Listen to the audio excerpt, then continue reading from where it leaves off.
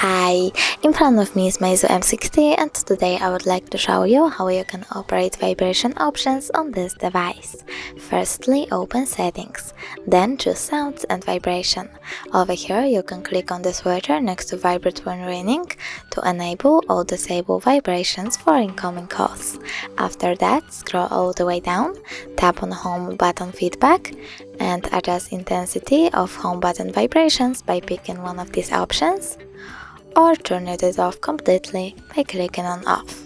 Go back, choose System Sounds and Vibration, scroll all the way down and click on the switcher next to Haptic Feedback to turn it on or off. Thanks so much for watching. If you enjoyed this video, don't forget to leave a like, comment and subscribe. Bye!